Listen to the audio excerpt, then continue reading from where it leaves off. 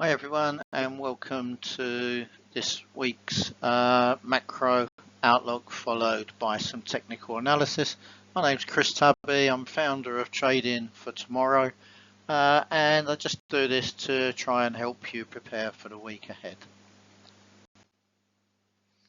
Okay, so as usual, let's start with my macro outlook. Central banks are within touching distance of their target 2% inflation. But, I've mentioned many times, the closer it gets, the stickier it becomes. So getting that last little bit is proving more difficult for them. And yes, rates have impacted disposable income, but only for those servicing debt. For the savers, the higher rates have actually been a reward for all their hard work in building their capital and savings. Yeah, especially, also just think of the huge corporations such as the Magnificent Seven and even Berkshire Hathaway. They've got mountains of cash and they're receiving 5% plus, and they're not even producing a thing or investing in anything to actually get that. And of course, that's as long as they use their treasuries to lock that rate in. Now, as central banks begin their cutting cycle, and there's potential for this to accelerate next year, obviously as economies struggle due to that lower consumer demand. All that COVID cash is well gone now, and everyone's dipping into savings or borrowing, etc., etc. Now, as you know, especially if you've been following me for a while, I've been forecasting rising unemployment since last year. And I do expect that to keep increasing. However, we really shouldn't get too concerned at the moment, because let's face it, even 5% unemployment is still impressive. Especially when you think of the job destruction that was caused by the fallout of COVID. Now, a challenge for the central banks is always, something that they're going to face every time, really, is that data is lagging. And of course, by the time data confirms, as in this case, a weakening economy, it's already started to weaken.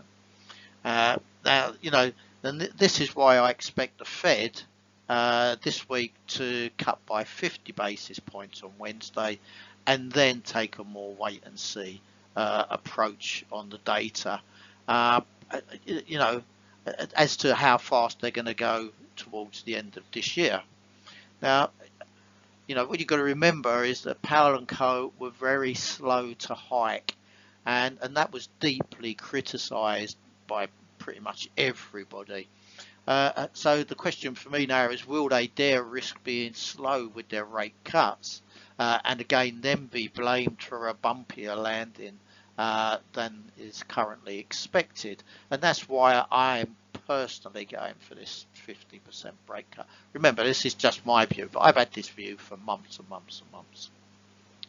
Now, this 2% inflation, it's always been sort of a nominal target that's been adopted by central banks over the years.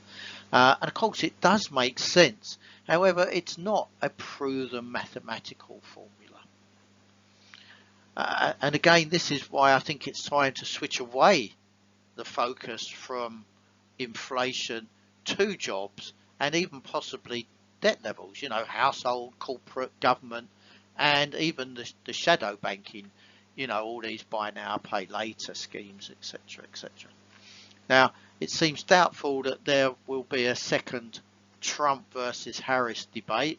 Now, Harris may have come out on top at the debate that they had, but to be honest, and I watched a lot of it, but not all of it, it just seemed it lacked any substance on the policies that they would introduce if they become president. It seemed to be more just finger pointing. He said, she said. Now, the election will be close, according to the polls, and Harris certainly appeals to voters much more than Biden did. But Trump has already done the job. And Harris, although vice president, seems to have to me, vice presidents of the US seem to have limited input and they're just more of a reserve, if you like. Now, I don't know if that's true because I'm a Brit, and I have to admit the only thing that gives me that opinion is films that I've seen and Designated Survivor, for insight. So, it's just maybe. Now, when it comes to the voters themselves in the US, the people, they are passionate about abortion, immigration, etc. However, they seem to be much more concerned on topics that personally impact them and their families, such as how much more essentials are costing them now than they did pre-COVID. Their rent, their food, their gasoline, mortgages. And although mortgages may be off the high and heading lower as interest rates do, it's still preventing many from getting on that housing ladder. Now, the Consumer Price Index, CPI, surged 21.5% since the end of 2019. And if you look at food prices, even more. Okay, so moving on from the US, the ECB cut rates as expected last week, and they're just going to wait for data before committing to any further cuts. That did give the euro a bit of a boost. Unfortunately, Europe's economy is weak, certainly in the manufacturing sector, and it's due to a drop in demand, but also I think through a lack of investment in the last 5 to 10 years in Europe, especially in countries such as Germany, the former powerhouse of Europe. But now it's paying the price. It's got a weak economy, a weak government, and a weak car industry. And I would say France is pretty similar to that too, and facing the same challenges. Now, I'm based in the UK, and we seem to be faring a bit better at the moment. That can change very quickly though. And what that can do though is with the Bank of England this week, we could see that they just sort of hold at this meeting rather than any cut. They're going to sort of, we'll find out their views, which is going to be very important. But, as I say, I'm expecting unchanged. They focus a lot on wages, so let's keep an eye on that as well as inflation. Now, in Europe overall, for the past couple of winters, they've been very mild, and that has been very welcome considering that Russia turned off the gas. Now, that said, the EU remains one, if not the biggest buyer of Russian LNG, so liquefied form of gas. So, what really has changed, except for us, the consumers, paying considerably more just to stay warm during winter. And, I do have the feeling that this winter will be colder than the last couple. That's just my view. I'm not deep into the weather or anything like that, but it's interesting. But I just get that sense it's going to be a colder winter this year.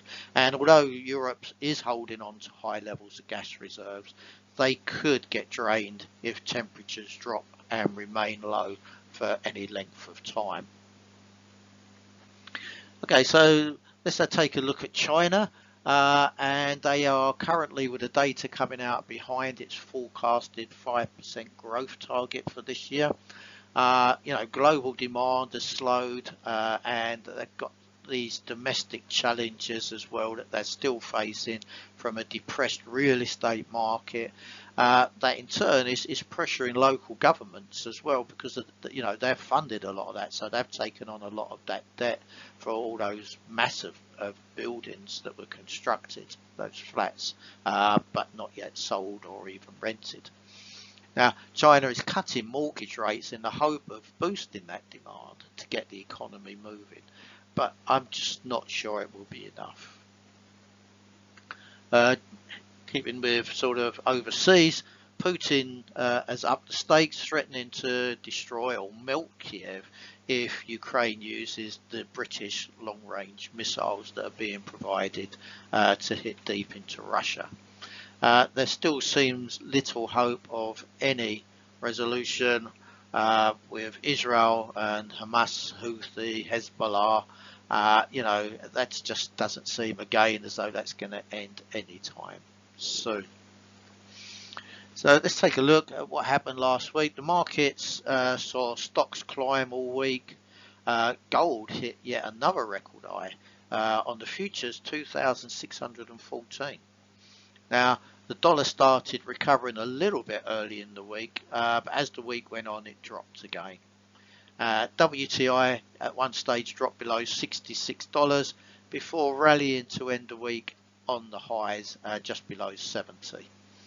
And you will see in my chart analysis that it did form a doji on Friday, which is indecision. You know, it opened and closed at the same price despite being higher and lower. And so, you know, Monday, Tuesday is going to be quite important to how probably the week will progress for oil. You know, I trade a lot of oil, so I do focus on that a lot.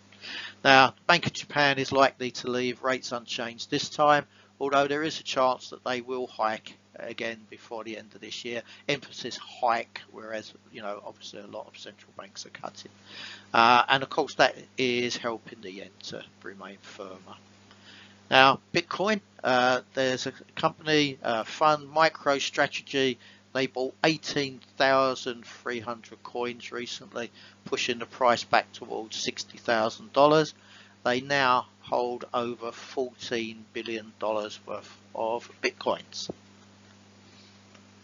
So, as I mentioned earlier about Trump and Harris, so Trump ruled out a second TV debate with Harris because obviously she did quite well in that, much better than Biden ever did in their one against Trump. But, you know, when it comes to it, what do polls really know? It's only when voters have to mark who they prefer to run the country in November that truly counts. And, you know, if you look at European polls over the last few years, you know, they've rarely been right.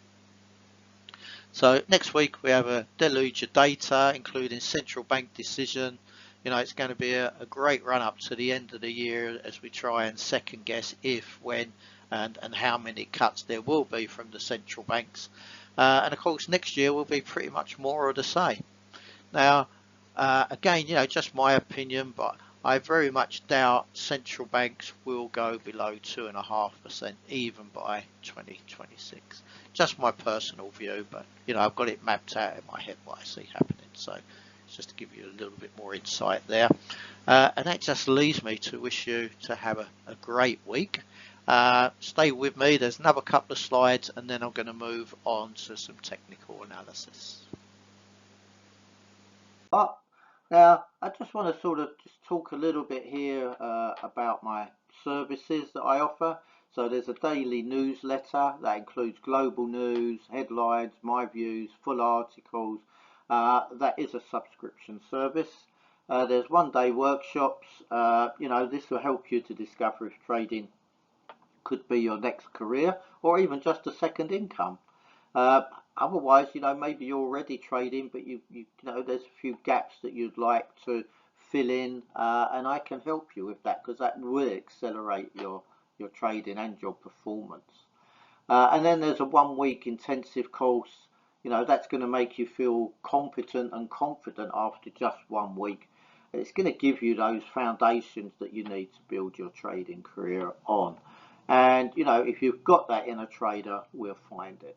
And now that does also include a free trading challenge. Then I do a Flexi Masterclass, which includes 6 weeks of guided learning. They can be split up, you know, you don't have to take them all at once.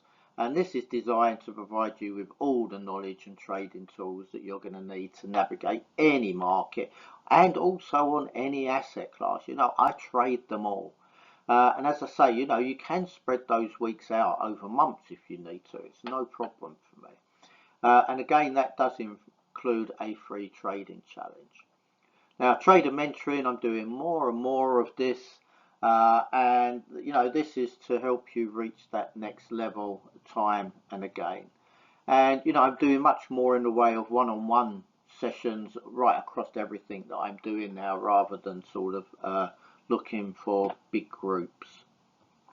I do provide a lot of trader educational content to individuals, exchanges and brokers.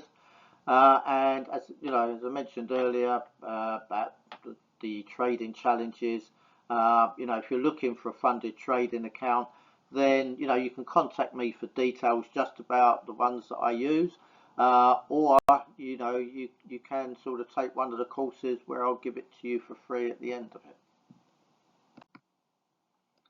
Okay, so then moving on to our disclaimer, just to make you aware that trading does involve the potential risk of loss of capital and is not suitable for everyone, although hopefully it is for you. And many companies provide leverage, so just be aware that you can lose substantially more than that initial investment. Everything I include in here is just purely for educational purposes. I'm not trying to encourage you to trade or invest. That must be your decision. And of course, before you make that decision, you've got to consider the risks involved, definitely your financial situation, your level of experience, and your risk appetite.